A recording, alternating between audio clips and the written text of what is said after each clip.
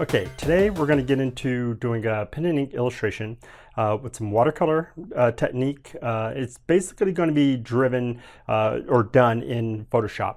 I love Photoshop, I love Corel Painter, I love a lot of different applications, but I thought that would be something that everyone's familiar with, and it's going to be a Zulu figure.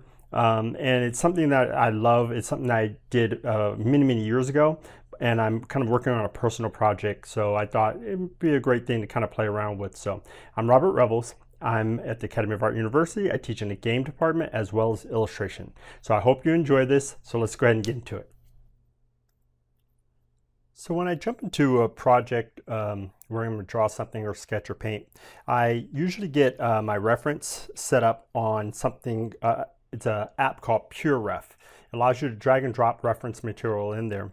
And then I just start, once I get my reference in there, I go ahead and pull that, and it allows me to place it on top of Photoshop, and then I can just go ahead and start painting. And then I just literally just get a canvas open, right? And I just start painting, drawing. Everything I use is pretty much, almost all of the brushes are custom to some degree. Even if I get somebody else's brushes, I customize them out. And so when you're looking at something like this, I just start drawing cold, no warm up, no nothing. I just wanted to get started to get a feel of what I might want to do. Okay, and so you can see there I was drawing, and I said, okay, is that what I want? And then I said, okay, let's stop, let's think of another idea. And here I was just starting to draw. Then I said, okay, wait, what do I want to draw? Maybe, maybe it's a different character. And in some of that reference, I had some images I did about 11 years ago. But then I thought about it, I don't really want to do that. I think I'm going to do a side profile. And again, with this, because it's a demo, it's pretty open, right? It's pretty blue sky in terms of how I can approach this. So I thought, okay, let's go side profile, let's get the reference. But then when I look at the reference, I copy, but I'm not trying to make everything exactly in the right spot, right? And so I make a little adjustments as I go. If you look at the eyebrow ridge, I made mine a little bit more pronounced than what was actually there. I actually pulled the mouth in a little bit more, which I probably, in retrospect, looking at it, I might have pushed that back out more.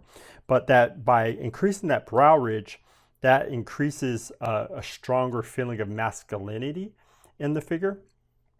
And again, I'm just drawing and just kind of flowing with it and seeing what will happen. If I were doing a real project, I still pretty much work this way, but what I do like to do is a lot of warm-ups so that my line quality and all of those things are a little bit more dialed in when I'm working. But the beauty of doing pen and ink is that I know I'm going to end up going on top of it with pen and ink, so I don't worry about it as much, and it allows me to just kind of get in there and just go for it. I do think about shadow shapes always when I'm working. The shadow shapes are really define the structure and form. Okay, that really is really important. So I think about it in terms of the eye socket. I think about under the chin, the lips, and things like that. And then I always take a moment, even when I'm working on all these things, I'll take a moment and step back and just look and examine what do I want to do. And you saw a second ago, there's like a pause. I'm thinking, okay, maybe I'll give him a goatee. How far do I want to go with this? I know, and again, I know that I'm going to go on top of this with ink. So I don't want to get too caught up in details with the pencil, but I do want to have enough feeling with the pencils meaning I want to have enough of a feeling of what the character is going to look like, so that when I'm developing this all the way through to the finish, especially on the ink stage, I would have gained familiarity with the figure. So when I'm inking it, I'm going to feel more comfortable. So one of the main things I love to do is just really, I like to do decent pencils. When I'm doing paintings, sometimes I'll do really tight pencils. At least old school, when I used to do everything traditional, I would do really pristine pencils. Now, but I'm going to say my pencils, I don't worry about them being tight in a traditional comic form, where, when you see sort of like the dagger line and all of that perfect cross hatching, I don't think of it in that way. I think of it more of a loose kind of constructive way. And I'm thinking about how to build up volume. And again, I don't worry about making mistakes, because I know I'm going to make mistakes. And if you look in here, if you really pay attention, you don't see that much erasing. I do erase, but I don't erase that much, especially when I'm doing this sort of stuff in illustrative construction drawing or conceptual drawing, because I learned something a long time ago. When you draw and you make a mistake with the pencil line, if you erase the pencil line, it's essentially like starting all over again, and you're guessing a second or third time, right? But if you leave the line there, it lets you know how far you're off. And so I use that as my guide when I'm drawing, and I just draw based off of what I have there before. And again, I know that I'm going to go on top of this and refine it later, so that's why I don't have to worry about it. Now, if I was sitting in class in like a Life Studio drawing class, I might approach it differently, because at that point the drawing becomes sort of the finished product, and the way you handle your line quality and things like that really matter at that stage. But for what I'm doing here, it's not really going to matter. And again, you can see I'm just kind of blocking in with the drawing tool on its side to try to get some of the fat tone to fill in, just getting some volume for the headpiece. Gave him a gauge in his ear, and just thinking about, well, what can the shape be for the necklace and things like that. But yeah, it was fun exploring this idea.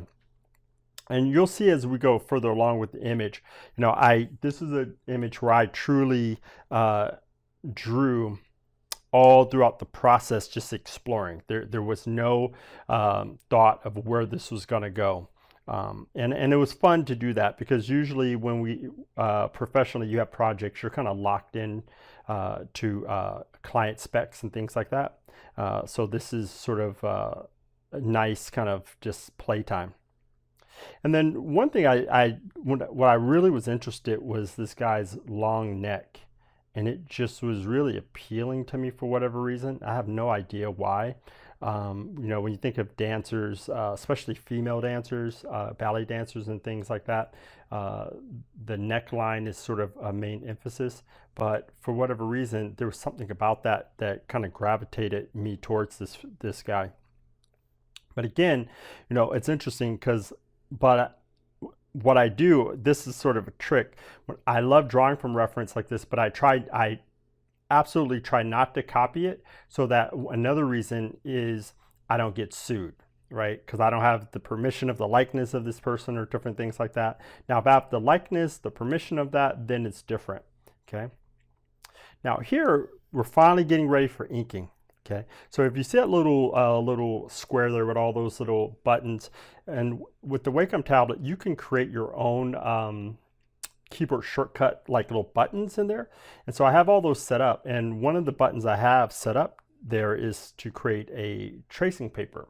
So what it does is it'll create a layer with white paper, or I consider it like white paper. It's filled with white, and the opacity of that's dialed down a little bit, okay? And then from there, it allows me to go ahead, and it'll create a new layer on top. And at that point, I'll get ready to start inking on that layer. So it goes to the pencil back.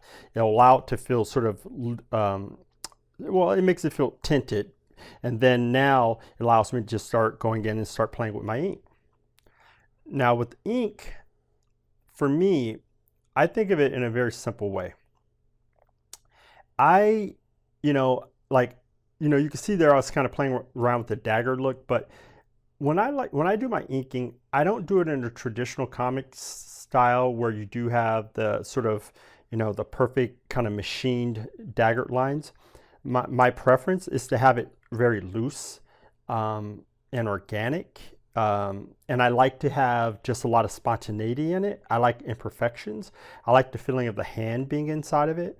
So I use brushes and tools that will allow me to get that look. And again, most of this stuff, you have to customize to create. But I have several brushes that I've created, and they all just give different aesthetic treatments when you're working. Okay. And now here, I grabbed one of the brushes that create texture. And the reason why I did that, it gives sort of the texture treatment of, African American hair, right? People of color hair. So I have brushes that sort of create this interesting dry brush texture. And then I went back in with a second one where I created this brush a while back where it creates these sort of curly little swirls to it. And so I use that as a way to block in the goatee shape as well. And then I just use that same thing and just add a little bit of customization, start using that as a way to kind of fill in the hair.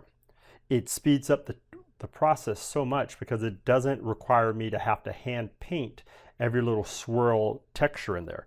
And again, when you're dealing with someone who has texture hair like this, especially working digitally, you could end up with carpal tunnel, right? Because you're just sitting there creating all those little things. So whenever you can make a brush that can do the work for you, do it, right? And that is the advantage of working digitally, okay?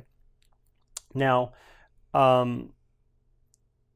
at this particular juncture in the process, I switch over to a lasso tool. And with the lasso tool, I create shapes and then I fill with black, right? And it's another way to create sort of organic shapes, but it gives you really graphic hard shapes and it really allows you to design your shapes. And one of the things I always teach in my classes is to really pay attention to the shape language of everything that you're working with, because the graphic shape is really going to define the image quite a bit. And so with that said, I think about the shapes, I play with it. You can see there, I was like, do I want that black? And I filled it in and I took it out. But I do go back in and fill that in later. But I'm just kind of creating these shapes, fill it in. And then I look at it and see how it's coming along. Then I go down the neck. And again, I'm just looking, processing as I go. And when you can fill in larger chunks of black, okay, it will speed up the process in the fact that it'll give you structure and volume faster. And then once you have that volume, okay, then you can go back and play around with the halftones.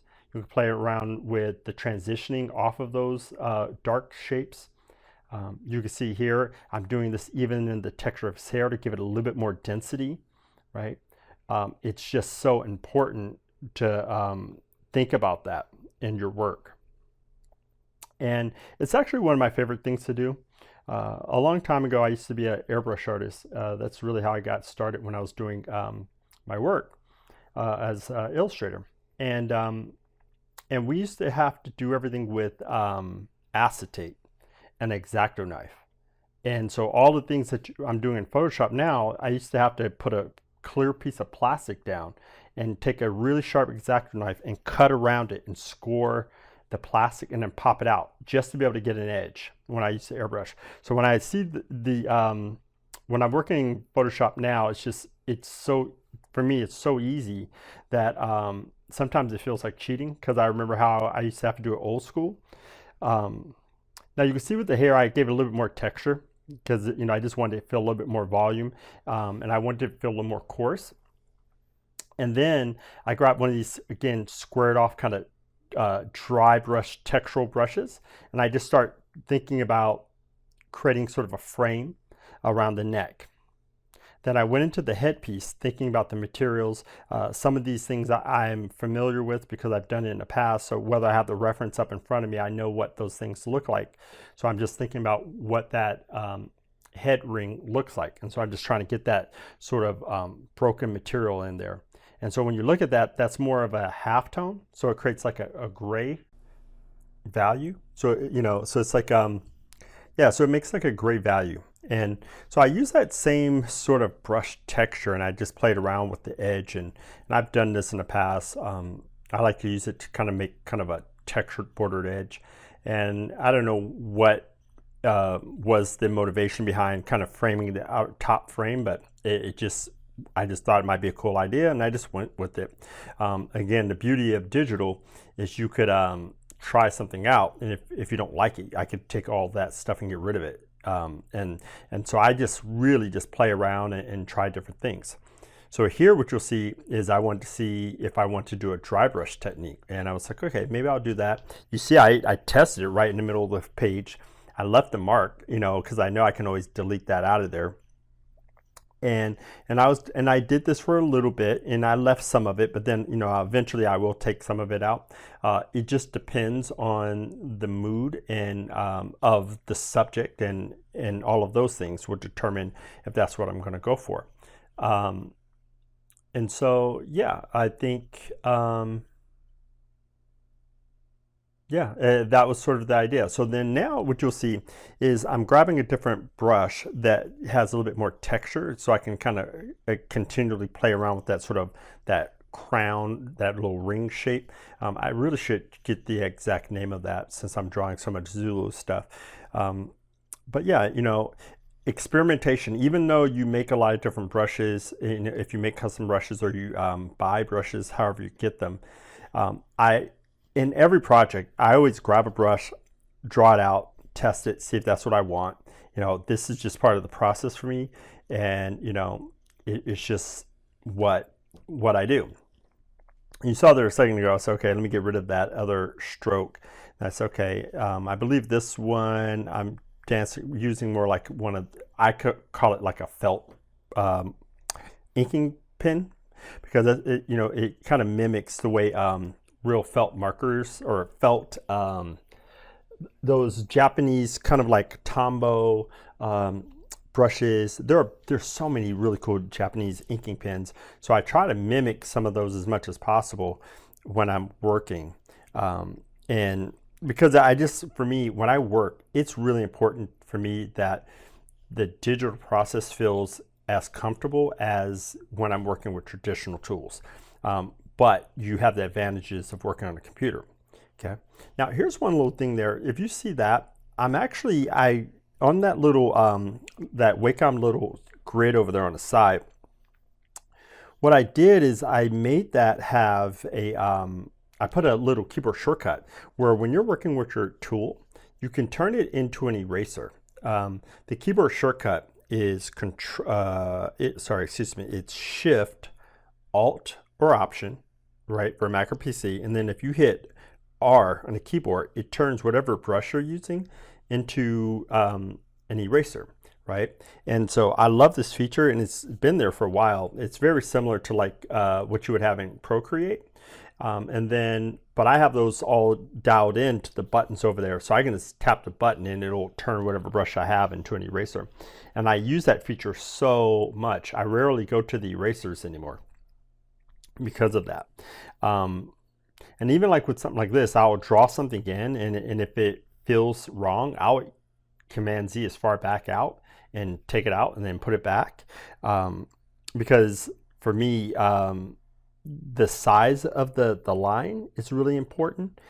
When I'm drawing, I'm paying attention to, am I able to define plane changes with the line, with crosshatching?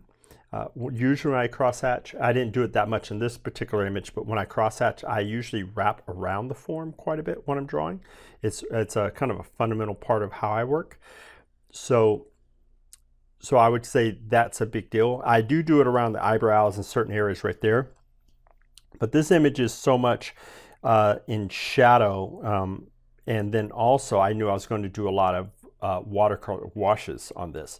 So there wasn't as much of a, I didn't have to be as precise with my inking because I knew I was going to be able to come back in and do quite a bit with the watercolor. And even here as I'm brushing, you know, I'm looking at the brush, I'm going, I don't know if I like this particular brush. But again, you know, I just took it as far as I could possibly take it. And then, you know, and I just go forward. And I just let the image draw itself, you know. Now there you can see I'm just trying to open up the shadow, the cast shadow to the back of the ear. If, you know, okay, a couple things. If I'm doing like a really precise, really sort of clean drawing, the way I crosshatch in there in the back of the ear, usually I'll use like a halftone brush or a halftone pattern and do that. But for this one, I was just kind of going organic and going with speed. And here you can see that was just another quick experimentation. I was like, maybe I should give sort of a textured sideburn, but then I was doing it. I was like, really wasn't liking it. So I backed out and I just went with what I had. And then I'd start playing around with the background, creating some spatter texture. The reason why I do this is just sort of to give a little bit of depth, but not too much depth. And the thing is, I love a lot of texture and things like that. So the thing for me, I'm always wrestling with when you have a situation like this is, do you do too much? And when does it start to overtake the main image? Okay. And then here, what you just saw, that's a really important thing. I use patterns a lot, and I love dropping a pattern in underneath. And then I use that underneath pattern as a way to create like a midtone. Now, it's time for watercolor, okay? If you look with this watercolor, now these are all custom brushes that I made. I've made like a master class for myself that I kind of show people how to make these brushes. And so when you look, it's like everything's custom. There's, none of these are you can get from anybody else. I made them all by hand. And I make these brushes with real washes, ink washes on paper. And then I do just customized settings in Photoshop to get that look. And two things. When I was doing this, my initial idea is that I was just going to do it all monochromatic gray scale. And as I was producing it, and you'll see as it goes further, I liked what I was getting, and that's usually my look. It's just sort of like an ink wash watercolor look. But I will eventually turn this to color, and you'll see how I get that. Now, when you see this initial pass of the value, I'm always thinking about large areas and large plane changes. So if you look, I'm looking at the overall light and shadow pattern. And that's the main objective at this point. And then, I'll go back in and fill in some of the midtones in there, and I'll make things darker. But I'm just essentially thinking of this as a sort of like a puzzle piece. Okay. And once I can get that established, then I worry about making transitions from those values to the other values, and then you're pretty good. Okay. You can see it like all of that, it's just coming along. And again, I play around with the values. You can see here, I'm starting to shift it and make it a little darker. And when you work with watercolor, you're always working light to dark. That's really fundamental and traditional.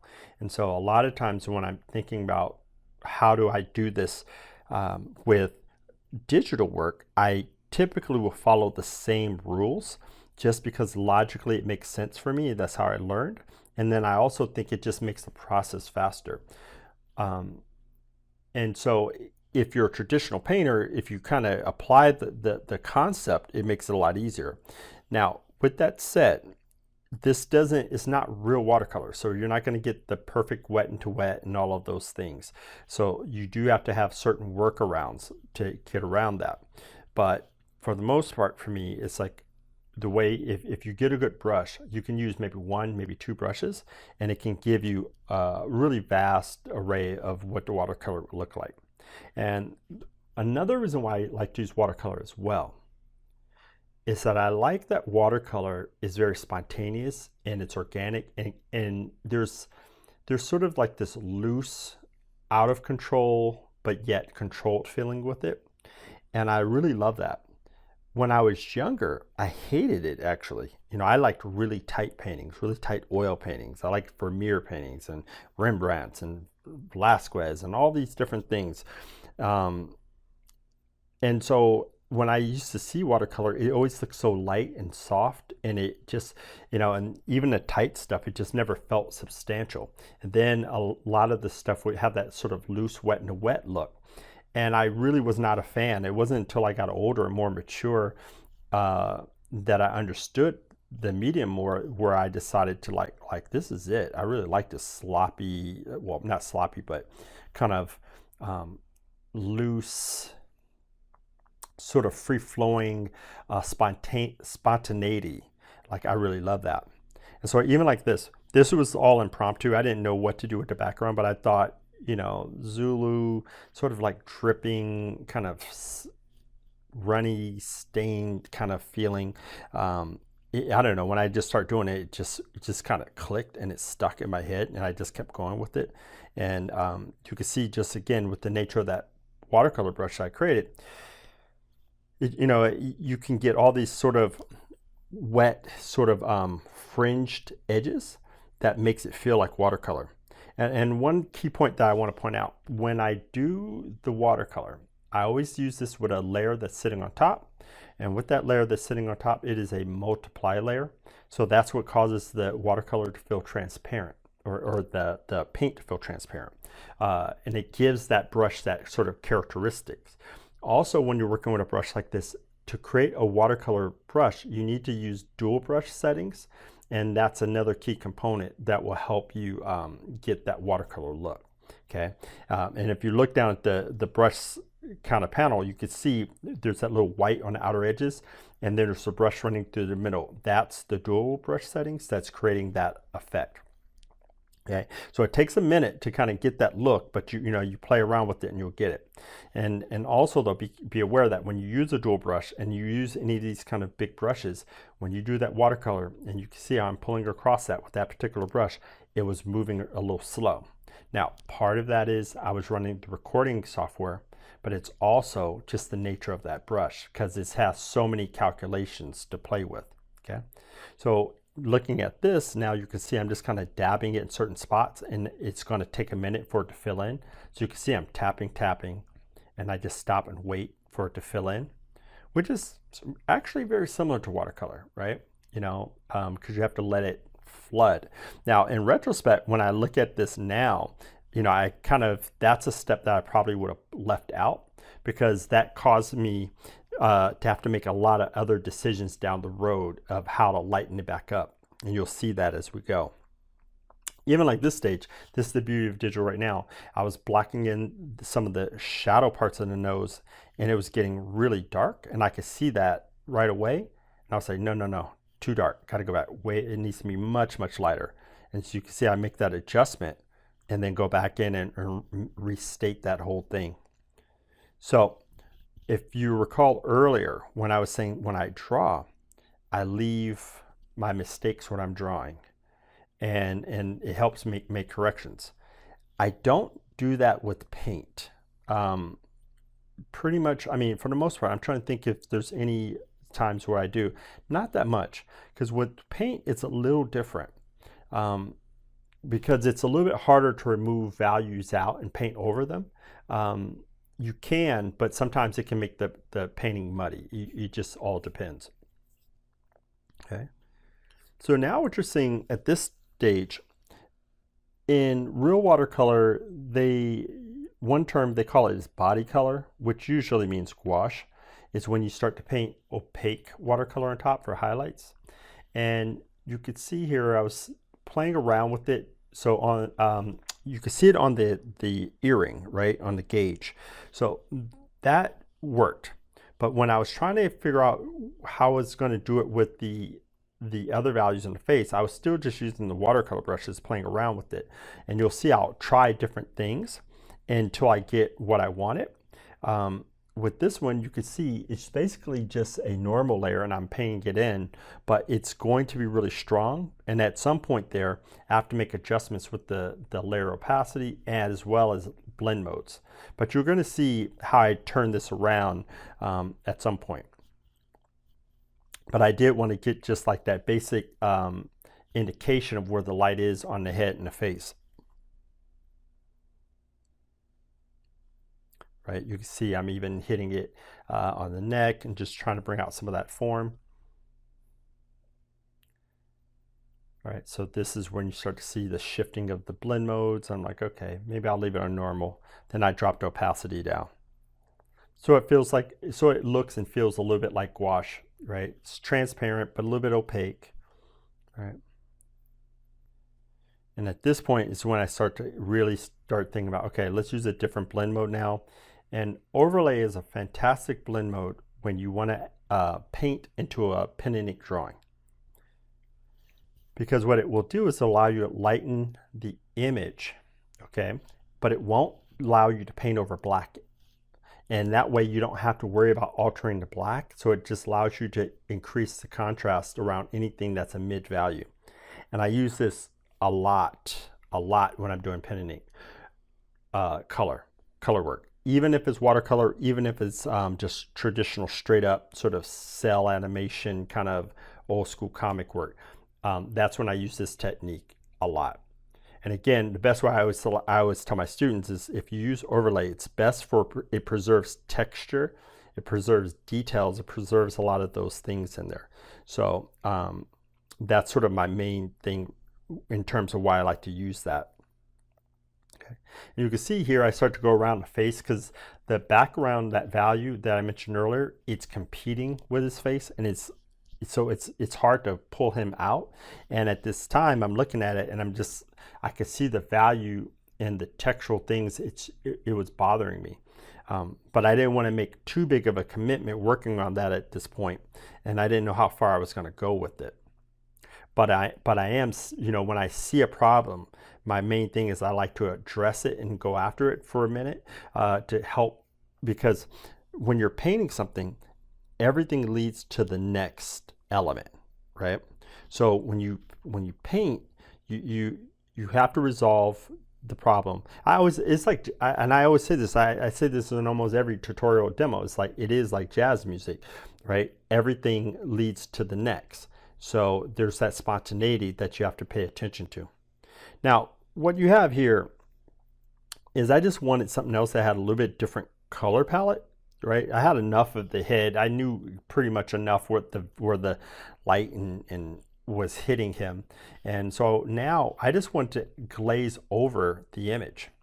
Now, one fantastic way to do this without altering the value of your image is if you turn the blend mode to color. A lot of people like to add color to their images with overlay, but I don't do that for my initial passes because overlay alters the value of your image, and I'm not usually trying to alter value. I just want to add color. So, so using the color blend mode is going to be the best way to do that. Now, once I get that color sort of introduced into it, right, then if I want to start glazing in a traditional watercolor fashion, that's when you want to create a multiply layer, and then you start glazing your color up on top of that. And as you can see here, this is when I start adding, it was initially sort of a warm brown color, but now I'm adding sort of a cool color in certain spots to try to mimic some of that stuff, or some of the color luminosity that I see in the image on the left. There's other ways to get that exact color treatment there, besides watercolor, but I wanted to do a watercolor effect and see if I could pull some of that into it. And then when you're glazing, you also get to restate some of your values. You get to restate the color, and you just really get to keep pushing the image along, drive it forward.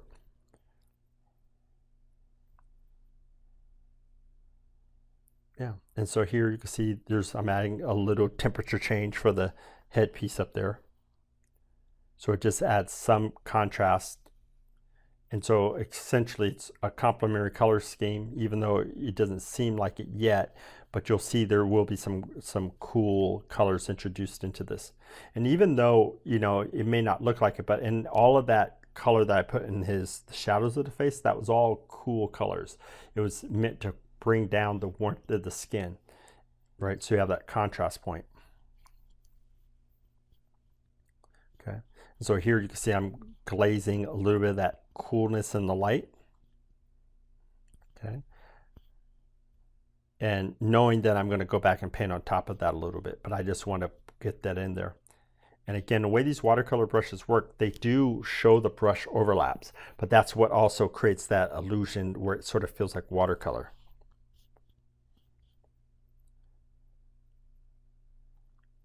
Yeah, and doing stuff like this, it is experimental, but I do have methods where where it's a little bit more linear.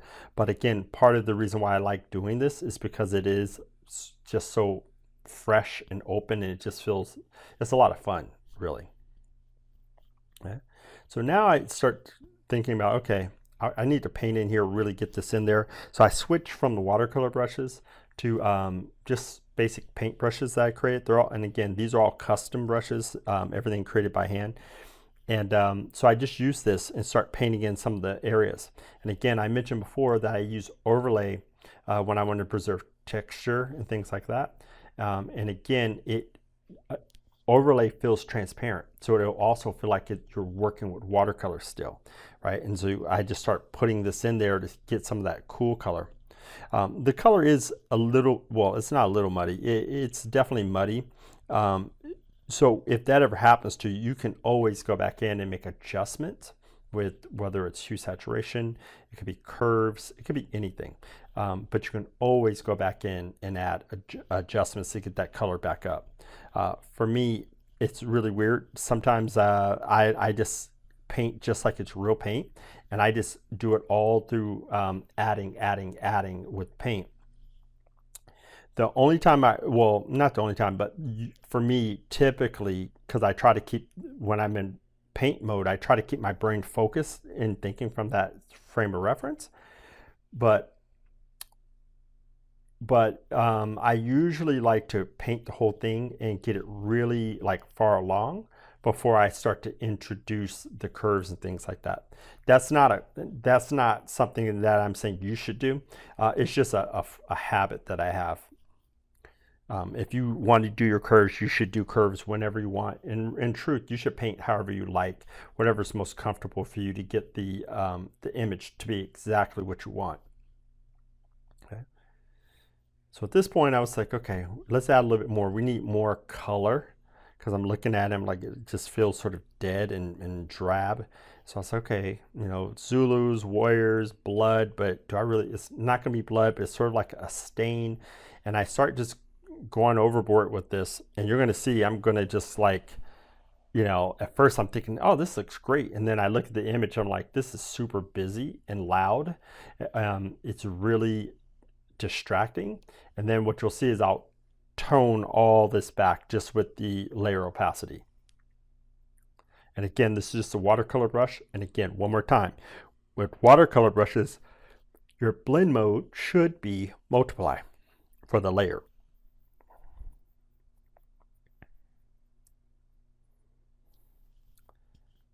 Yeah, so here I was like, okay, maybe I'll do some ink or paint sort of opaque texture, and I put that in. I'm like, nope, don't like that.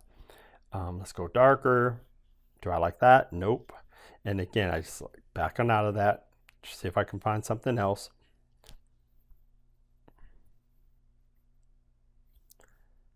And then when I was looking at it, sometimes I can become, and I think a lot of artists, you can become very myopic. And so I was just looking and thinking, oh, this is looking great. And then when I actually paid attention to what I was doing, I was like, this is just too busy. And now you're seeing me try to go back in and adjust all of that work that I just did and tone it back.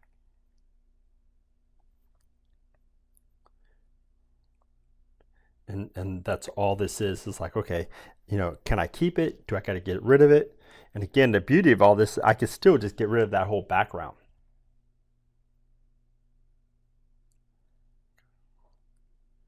So once I got to that point, this is when I said, okay, let's go ahead and add a little bit more contrast in the face.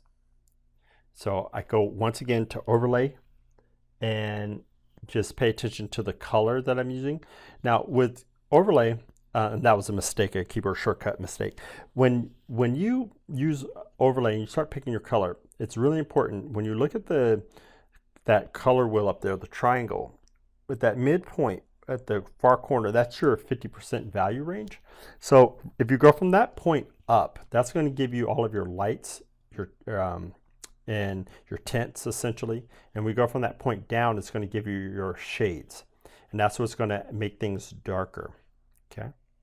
And now what you're seeing is I'm just going in and trying to open it up with an airbrush. I'm still using that overlay. So I know I'm going to keep the texture. So I'm not worried about losing all of that information. And again, that was the choice behind using overlay as the blend mode. And just using this is what I'm going to use, you know, all the way to the end of this, just to punch up and bring him out. And that's just light, creating light in the background. right? And you start to pull this out around the head, you start pulling out the back. And it's funny because I didn't even realize this, but like doing all this sort of halo effect to it almost makes it feel like a black Jesus. And it was not even the intent. But now looking in retrospect, like if you squint your eyes and you pull back and looking at the tone of the paper, I could see how somebody would easily be able to make that reference to that, okay? But you know, that's essentially it, you know, for this demo. I made it lighter to pull his face out. Then you grab your logo, your signature to wrap it all up, and you sit back and you're like, okay, is this what I want? And it looks about right, and then you're good. And then it's time to ship it off if it's going to a client. So that's it. I hope you enjoyed this demo. If you have any questions, you should definitely check us out. Look us up at the Academy. You can look me up online, Robert Revels. But yeah, have a good one, and I hope you enjoy the rest of your time. Take care.